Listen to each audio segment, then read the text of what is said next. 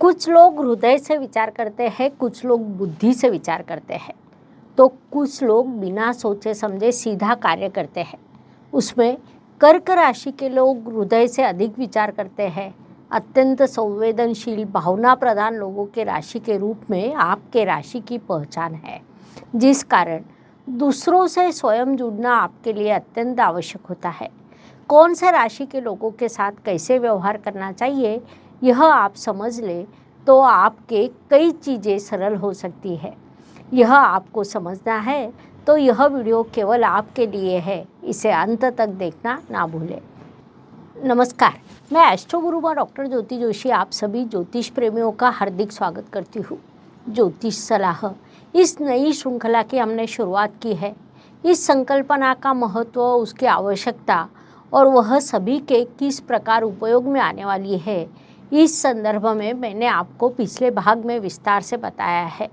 अर्थात घर के, बाहर के, परिचित, अपरिचित, रोज़ मिलने वाले, अचानक मिलने वाले, इन सभी लोगों से कैसा व्यवहार करना चाहिए, सभी के साथ कैसा बर्ताव करना चाहिए ताकि सभी से अच्छे संबंध बने रहे और काम भी उचित पद्धति से पूरा हो जाए।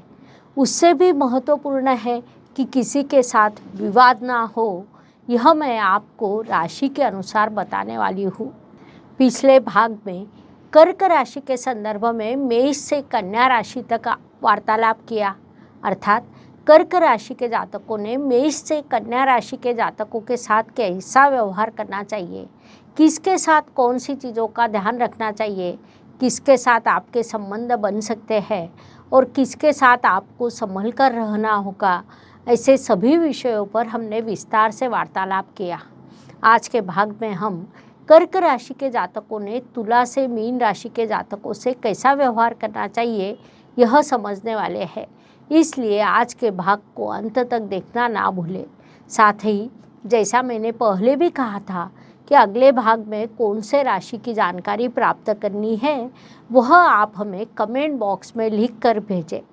जिस राशि के लिए कमेंट सबसे अधिक आएंगे, उस राशि पर हम सबसे पहले वीडियो बनाएंगे।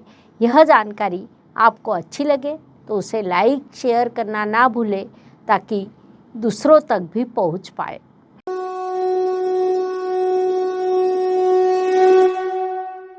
तुला राशि की दृष्टि से विचार करें तो कर्क और तुला, यह दोनों राशियां एक दूसरे के केंद्र में आती है।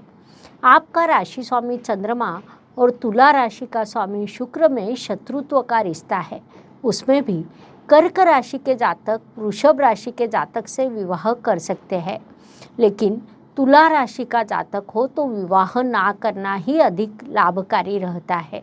या ज्योतिष शास्त्र में इन दो राशियों के विवाह को अनुमति नहीं दी जाती। वास्तव में देखा जाए तो वृषभ और तुला इन दो राशियों का स्वामी एक ही है, लेकिन कर्क और तुला राशि में बड़ा अंतर है। एक दूसरे के केंद्र योग में आने के कारण तुला राशि में कर्क जातकों को अच्छा नहीं लगता है। तुला वायु तत्व की राशि है तो आपकी राशि जल तत्व की है। इसे हम बड़ा अंतर कह सकते हैं।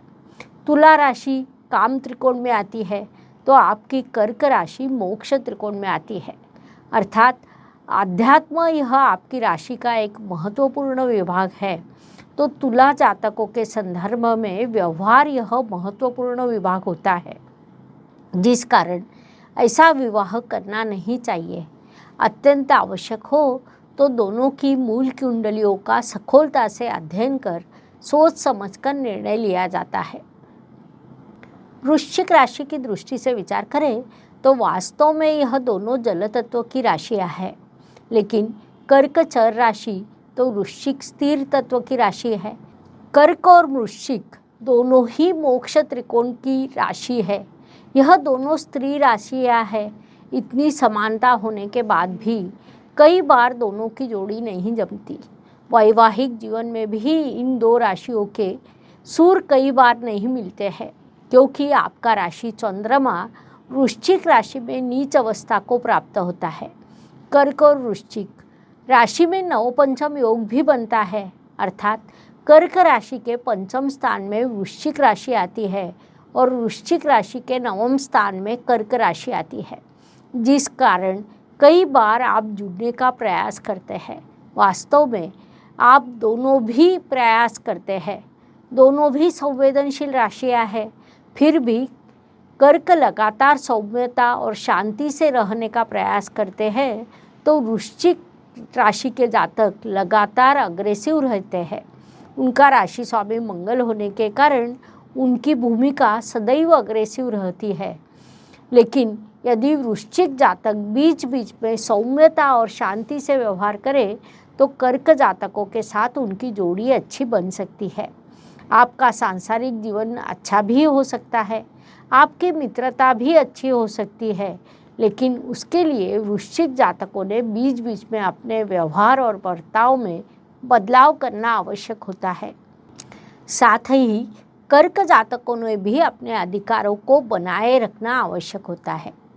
इसके बाद धनु राशि की दृष्टि से विचार करें तो यह दोनों राशियां षडाष्टक में आती है, लेकिन उसे प्रीति षडाष्टक कहा जाता है, क्योंकि कर्क राशि का स्वामी चंद्रमा और धनु राशि का स्वामी गुरु एक दूसरे के मित्र है, उनमें मित्रता है।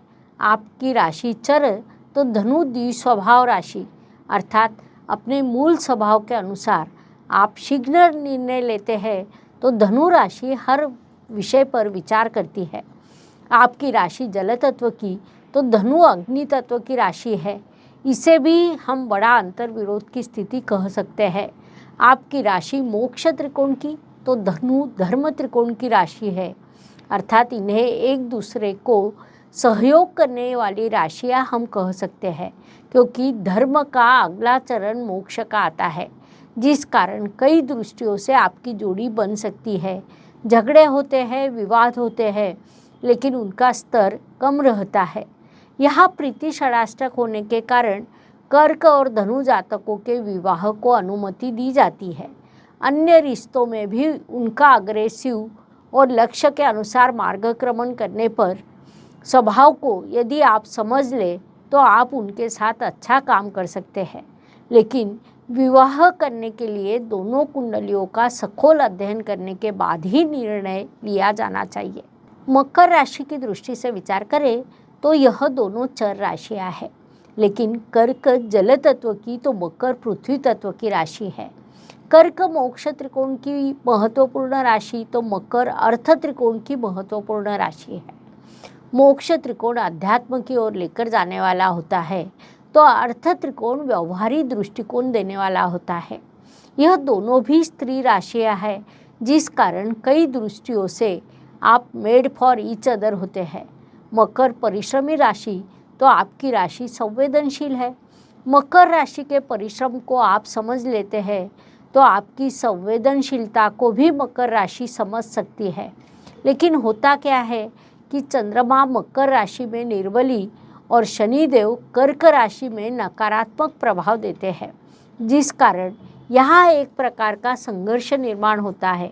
फिर भी यह दोनों राशियाँ एक दूसरे के सप्तक स्थान में आने के कारण एक दूसरे के लिए अनुरूप हो सकती है।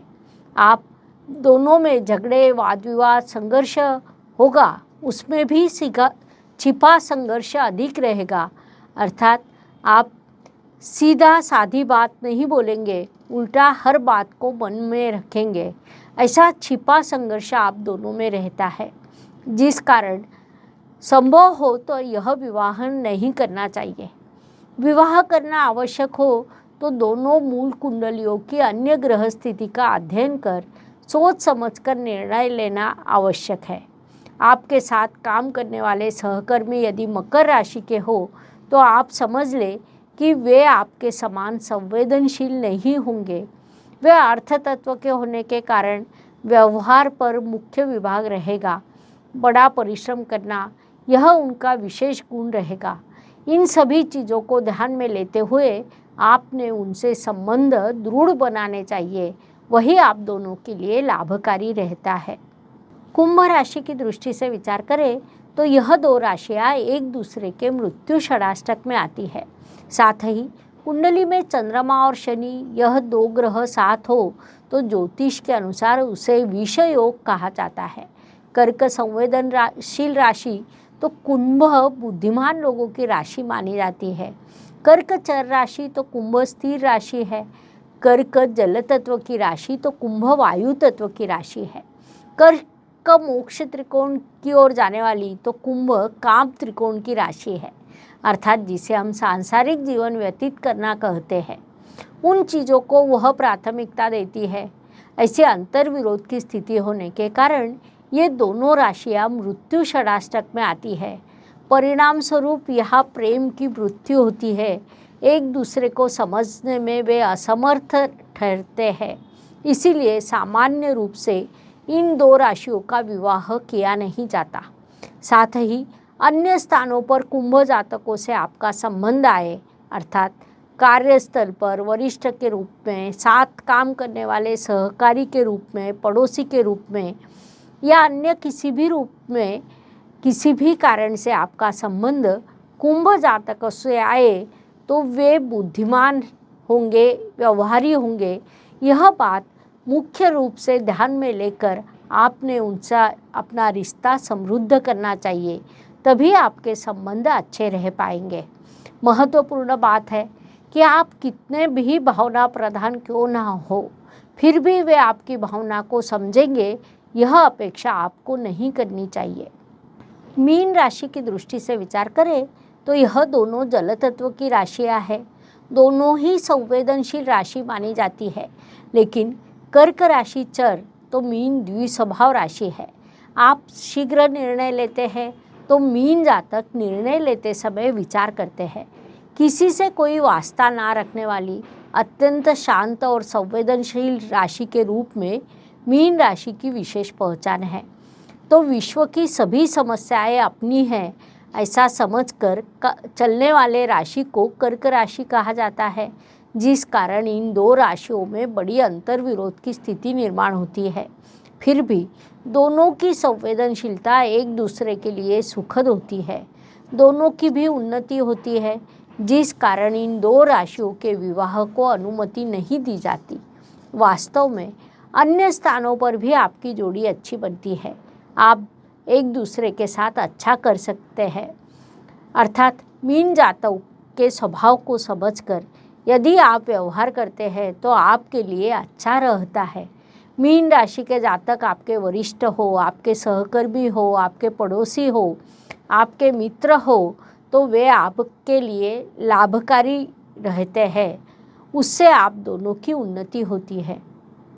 इस प्रकार कर्क राशि के जातकों ने अन्य राशि के जातकों से कैसा व्यवहार करना चाहिए, यह समझने के लिए इतनी जानकारी पर्याप्त है। हम यही रुकते हैं।